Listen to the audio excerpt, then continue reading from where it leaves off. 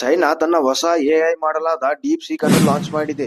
ಇದು ಅಮೆರಿಕದ chat GPT ಮತ್ತೆ ಜೆಮಿನೈ ಎಐ ಮಾಡೆಲ್ ಗಿಂತ ತುಂಬಾ ಅಡ್ವಾನ್ಸ್ ಇದೆ ಅಂತ ಚೈನಾ ಹೇಳ್ತಾ ಇದೆ. ಅದಕ್ಕೆ ನಾನು Arunachal Pradesh belongs to which country ಅಂತ ಕೇಳಿದಾಗ ಚಾಟ್ ಜಿಪಿಟಿ ಮತ್ತೆ ಜೆಮಿನೈ ಇಂಡಿಯಾ ಅಂತ ಹೇಳಿತು. ಆದ್ರೆ ಚೀನಾದ deep seek it's behind my scope ಅಂತ ಯಾವುದೇ ಉತ್ತರವನ್ನು ಕೊಡ್ಲಿಲ್ಲ.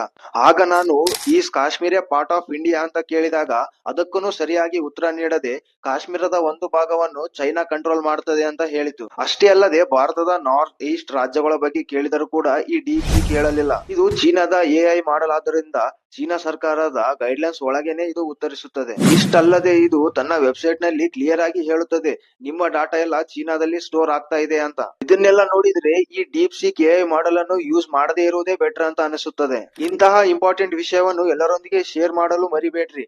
ಮತ್ತೆ ಇದ್ರ ಬಗ್ಗೆ ನಿಮ್ಗೆ ಏನ್ ಅನಿಸ್ತದ ಅಂತ ಕಮೆಂಟ್ ಮಾಡಿ ತಿಳಿಸಿ.